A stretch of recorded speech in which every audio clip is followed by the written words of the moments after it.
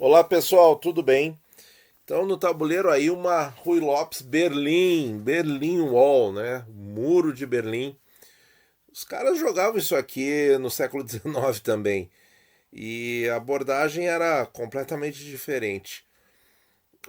Nós vamos mostrar para vocês a 18ª partida do primeiro Campeonato Mundial de Xadrez e aqui começou uma série que culminou com a vitória do Steinitz.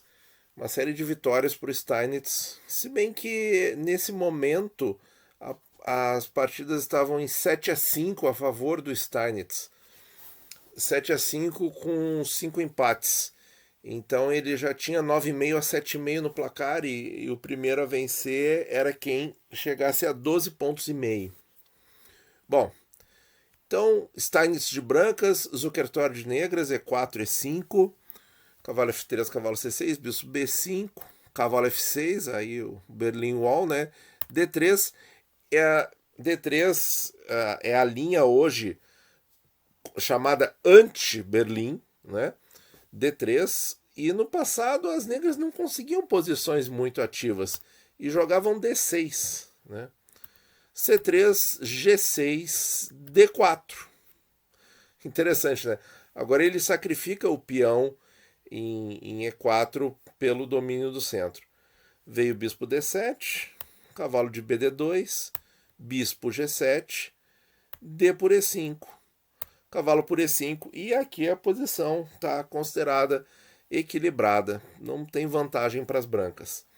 Cavalo E5, D por E5, dama E2, roque, F3, A5, expansão na ala da dama.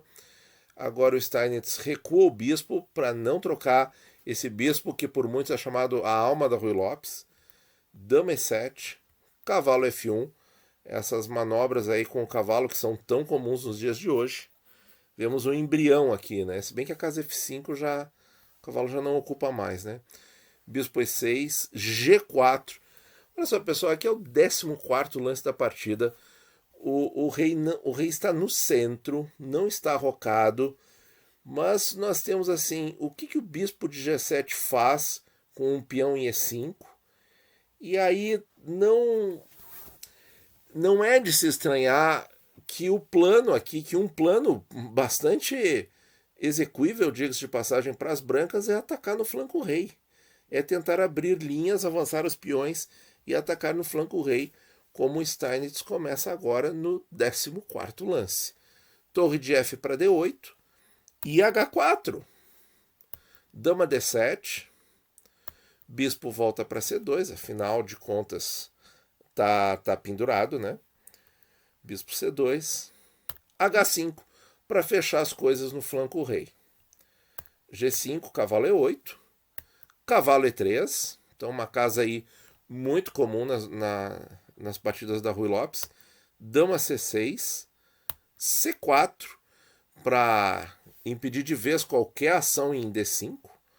Cavalo D6 e bispo D3. Então, assegurando os pontos importantes da posição. Torre de A para B8 e cavalo D5. Olha aí a casa forte para o cavalo. Então, esse cavalo realmente já tá de olho em E7 com um duplex no rei e na dama. Então, realmente não tem como esse cavalo ficar aí. Veio bispo por D5, C por D5, dama D7. Agora nós temos uma situação com centro fechado, flanco do rei relativamente fechado, mas ainda possível de ser aberto, ainda tem peão para avançar no centro. Né? E o rei das brancas, nós já estamos no lance 22, ele não sofreu um cheque sequer. E realmente está muito tranquilo, apesar da posição bastante avançada dos peões. Está super tranquilo aqui no centro. Que coisa impressionante. Bispo D2, e esse par de bispos vai fazer a diferença na partida, pessoal. Torre A8, aí voltou para defender o peão. O torre B8 já era bem questionável aqui. Deixa eu colocar aqui a posição em que ele jogou torre B8. Foi aqui, ó.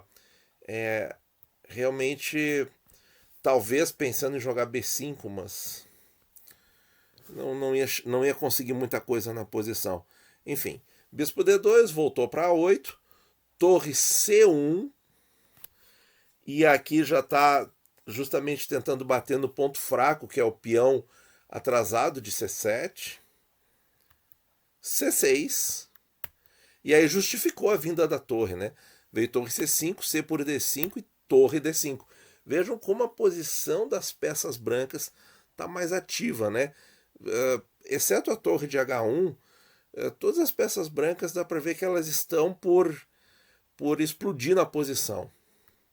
Dama A4, A3 defendeu, B6, bispo C3, dama E8, dama F2, cavalo C8, algumas manobras aí, né? Bispo B5, e aos poucos as brancas vão ganhando mais espaço. Dama E7, torre por D8, cheque, dama D8, e agora no 32º lance, roque. Roque. Veja só, né? Parece mais um lance bem para ativar a torre, né, do que propriamente para defender o rei. Cavalo A7 ameaçando o bispo volta para C4, e bispo D5 a gente já vê que fica bastante forte na posição, né? Vai atacar F7, vai atacar A8, vai impedir qualquer progressão da dama. Se bem que aqui todas as casas, ó, na coluna D de D5, de D1 a D5, todas as casas estão protegidas. Cavalo C6, bispo D5, torre C8, e agora aquela ruptura que eu tinha comentado com vocês antes, que agora é que vem a parte legal da partida. Porque assim, nós temos aqui um par de bispos muito vistoso, né? Nós vemos as negras jogando as peças para cá e para lá e meio que sem um plano de ação. Elas não têm ruptura de peão. E nós temos aqui essas peças aqui na coluna F aparentemente adormecidas. Então, realmente a posição pede uma ruptura. F4. F4, e agora realmente a partida fica muito interessante. Vem dama D7. E aí, claro que se a dama entrar aqui tem dama G2, mas o que não se quer é um perpétuo aqui no flanco rei, né? Empatando a partida. Então, F5, avançando o ataque e bloqueando a entrada da dama negra. E aqui o objetivo é continuar abrindo linhas, né? Olha aqui o papel desse bispão aqui, que é um monstro, né? Jogando nessa diagonal. Cavalo E7. O computador ainda dava rei H7, dama B6 e cavalo D4 com pequena vantagem branca. Mas um ser humano não vai tomar esse peão lá em B6, né? O ser humano não é tão materialista quanto uma engine, né? Deixa esse peão aí, a dama tem que estar aqui no ataque do flanco rei. Então ele jogou, na verdade, cavalo E7, bispo A2. Então, realmente, esse bispo tem que ser preservado a todo custo. Esse bispo vale mais que uma torre, diga-se de passagem, nessa diagonal. Veio G para F5, E por F5, bispo F8, dama F3, já entrando por H5. Olha só como está difícil, as negras não tem como defender.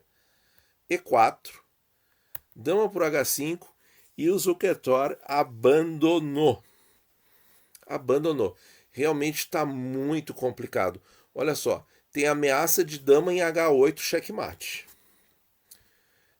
Tem ameaça no ponto F7. Que mais que tem na posição? Olha, só isso já basta, né? Sem contar o G6. G6, dama H7. Quer dizer, é um tratoraço esse ataque no flanco rei. E aí vejam que depois o flanco rei aqui aparentemente fechado, essa posição aqui é muito importante, né?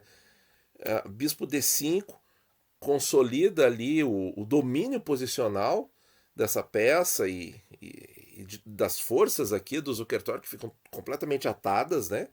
Torre C8, e agora abrir a posição com F4.